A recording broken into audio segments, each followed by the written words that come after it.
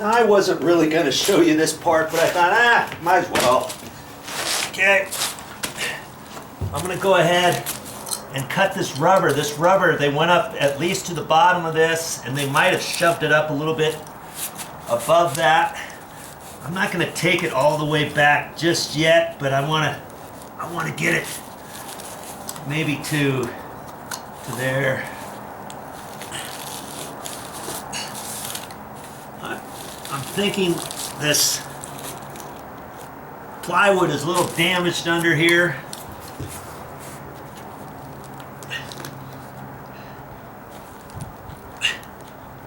I'm just gonna cut it to the floor level.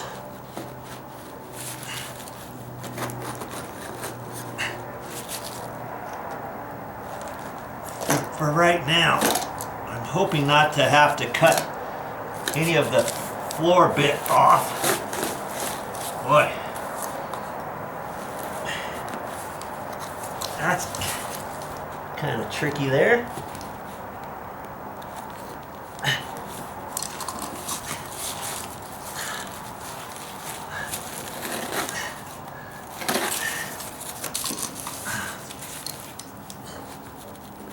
There we go.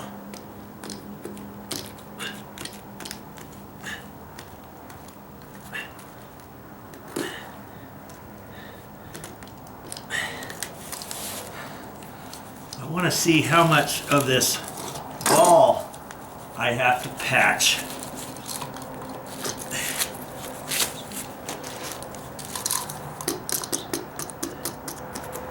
Well, we'll take a better look at that after I cut this next bit over here. Hey, I have not changed my shoes yet. I'm not supposed to be out here with my good shoes. Shame on me. These are my good shoes. I don't wear these out here.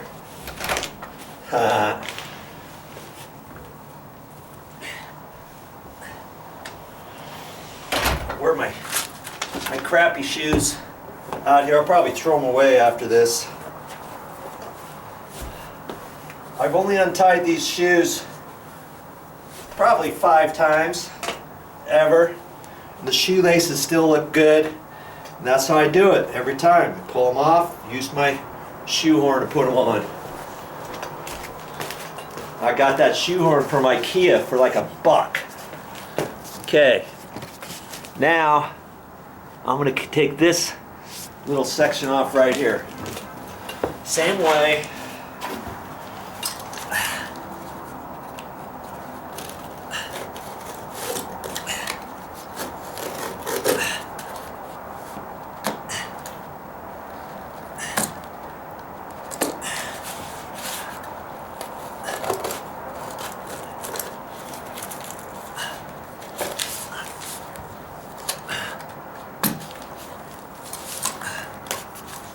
Still sticky on the back.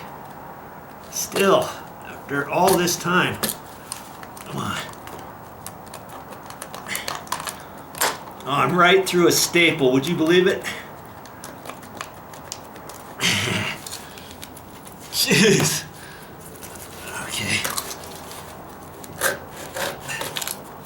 There.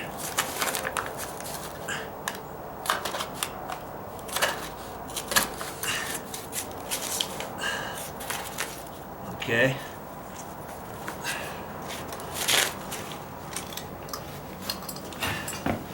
Now I can peel this up. I guess you get to see the fun stuff I get to do. Move my stuff out of the way so I can get the cardboard out of here. I've left this cardboard down for a very good reason, as to not damage my floor tiles with me working here.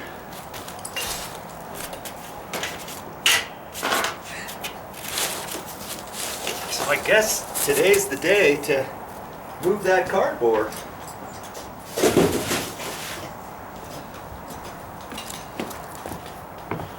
And see this floor, I should probably sweep it. I have a feeling I'm going to cut it back just a hair further.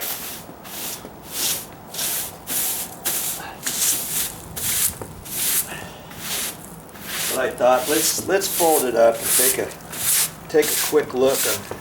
I'm kind of curious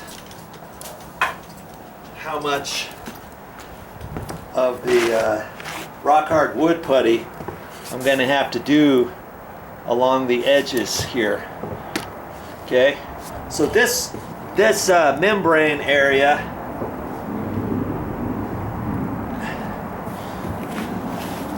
I'm going to save this.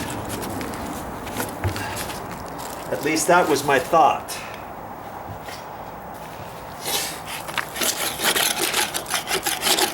And looks like it's stuck just in a few spots here, huh?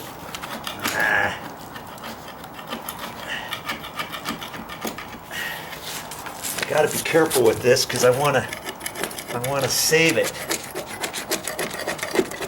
if I can, and if not, I may have to cut it back here after I loosen it up.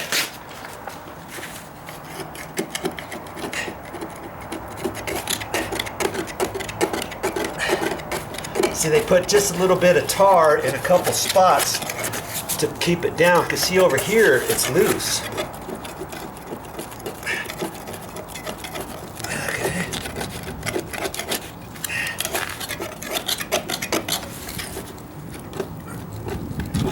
I'm trying to keep it tight to the ground so as not to rip the surface. But you know what? If I were to rip the surface, I guess I could patch it with that roofing coating that I have. All right. Okay.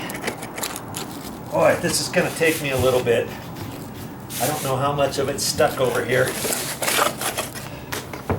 Over here, it's loose, and over here, it might be stuck a little bit. See it on the edge. On the edge over here, it's okay. See right here. And maybe I should just leave it alone, because I can peel this back. That's all I needed, actually. I was going to pull this whole thing back, but I can cut it a little bit further to the corner. I think that's what I'll end up having to do, so I don't rip this flooring. Boy, I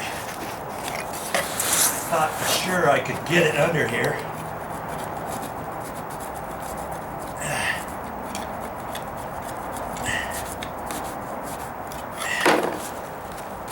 I think that's loose. I think it's just this one little piece. I'm going to work on this a little bit, see if I can get it up. Now here's one thing to note. Am I a licensed professional roofer, sealer, tile installer, Mr. Know-how on how to make this exactly perfect to match up with this other? No, I am not. This is my layman's way of fixing this. As you can see, if you've been watching all these videos, if you saw the videos at the first, you would know that the guys who installed this must not have been professional at this either, because this thing was so waterlogged and nasty, it all had to be torn out. So apparently they pretty much didn't know what they were doing either, because of around all the corners that were leaking. Every single corner and transition areas on the exterior perimeter were leaking. And so this is my way of thinking on how to fix this. Is there 5 other ways to do this floor? Yeah, probably. This is just my way of doing it. And you know what? When I get done, this thing is not going to leak. It's not going to fail like it did before. Mark my words, it's not going to. It's just not going to do it. And here's another area where I know I have to seal up this way, because this is the exterior stucco. This is the column that goes all the way up.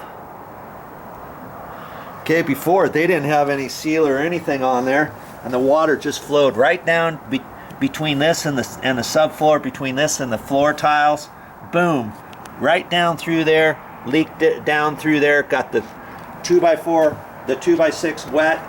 Got the edge of the flooring wet, and that just soaked up as like a sponge. Went around the corner.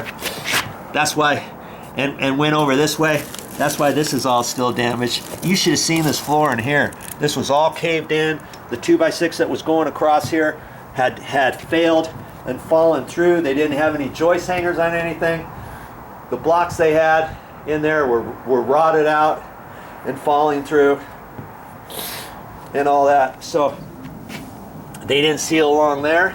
They also didn't seal along over here. This whole thing here didn't get sealed. So water was going down in there. This whole thing was all dry rotted out here too.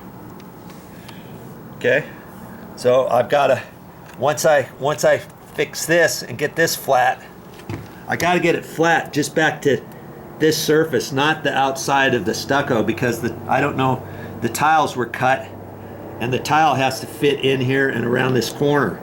So I can't do much about filling this stucco in or anything. I'm just going to fill the surface back and get this all sealed back in there properly.